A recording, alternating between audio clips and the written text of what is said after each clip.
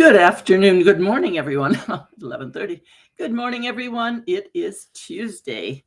Coach Sandra, compassionate queen of straight talk, got thinking about this business of being unique.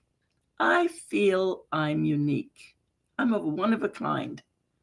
But before we get our heads big about all of that, you are also unique. You are one of a kind. Just like our fingerprints, we are each one of a kind.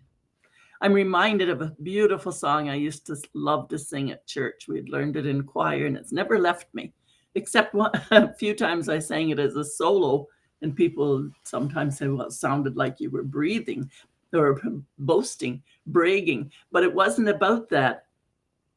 What you need to do when we're speaking with the I, and the wonder of the I is in your own listening ear, saying, yeah, that's me too. Yeah, that's me too. I as well.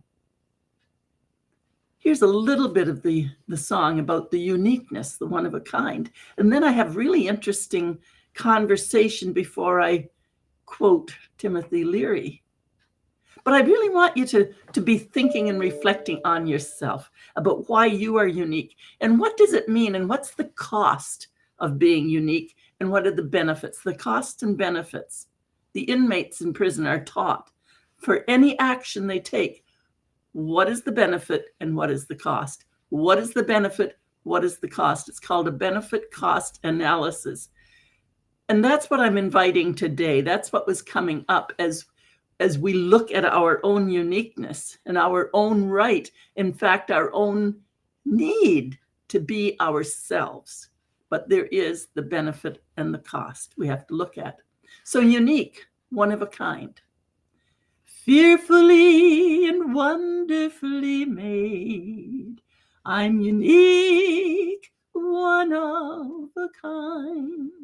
Fearfully and wonderfully made. I'm made by God's design.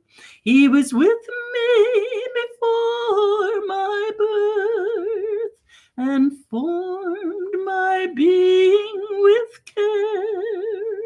I'm a person of infinite worth, a masterpiece beyond compare. You see, it sounds like bragging.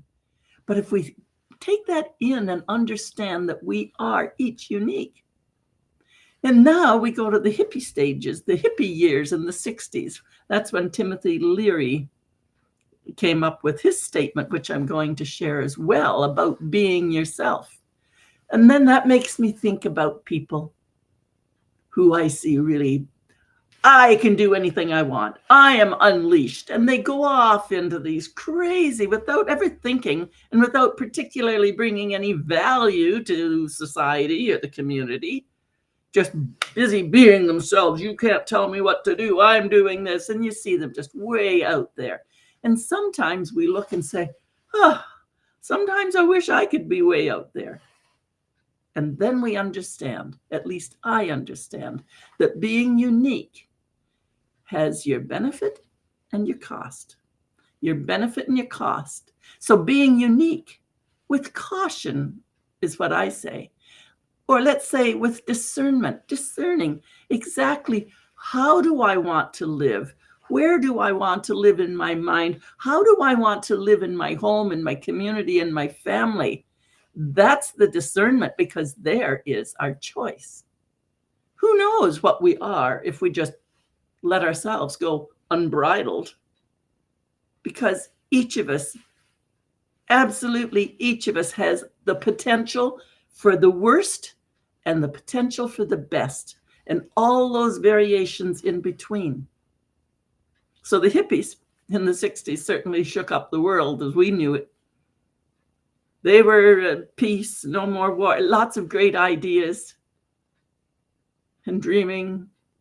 And then over time, you see a lot of the hippies move into being the yuppies, if you will, the upwardly mobile. Because time mellows us, and somewhere in there we realize, oh, we still have to have a roof over our head, we still need food in our belly, we still have a family to raise. And there's a whole lot of this reflection in how life happens at us, to us, or with us.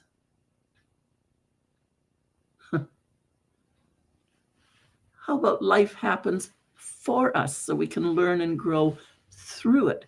Growing, life and growing. Now, if we're going to be life and growing, we're not just going to be the mad fellow running the street saying, I can do anything I want. Well, yeah, go do it. But who's going to listen? Who are you going to hurt on the way? How much are you going to hurt yourself on the way? Benefit, cost. Benefit, cost. Here's what Timothy Leary says, and I'm going to be reading it, so I'll do it as well as I can without taking my eyes off of you as well. He needs to be studied.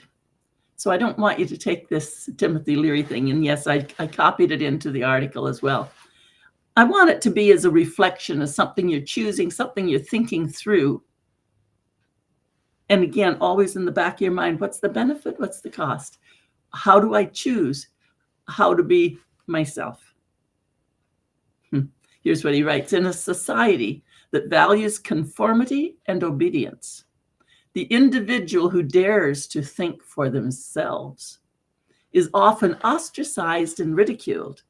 These nonconformists, these outcasts, are the true pioneers of society, the ones who push us to question our assumptions and expand our horizons. They are the ones who are not afraid to be different, to be themselves. And indeed, I know there's more there. There's indeed when we are pushing the envelope, pushing outside the comfort zone, not only of ourselves to grow, but outside the comfort zone of society. We're pushing it and pushing ourselves forward, even as a society. Sometimes we get that outrageous, so then we look at the benefit, big costs. But that's always there. Nothing changes without somebody who's thinking for themselves and pushing. If you find yourself feeling like an outsider, he continues, like you don't fit in with the crowd, that's a good thing. It means that you have potential to make a real difference in the world. Don't be afraid to be yourself, to follow your own path. The world needs your unique perspective. So if we look at it as the outrageous, there's going to be some benefit, yes, and a lot of cost to yourself and to the community if you're just unbridled, if you will. If we look at it as pushing to grow, then we think, this is really important. When I think about Sandra a couple decades ago, probably 3 or 4 decades ago, when she had learned just to keep her mouth zipped because people didn't want her opinion. When I gave my opinion, people would say, ugh. So then I'd go quiet again. Why are you so quiet? Like you can't win. It's like that breathe poem that I did last meeting here. Breathe. So we look at how we choose to live our lives. And I choose to be me. And I choose to be me in my own way. And I look at the benefits, and there are lots and lots and lots of benefits. And for me, the costs used to be high. But now the costs are what I'm happy to pay in order to be me. So I'm just going to quickly read Timothy Leary's item again and want you just to reflect that we don't need to go unbridled and stomp all over the world. We don't have to do that.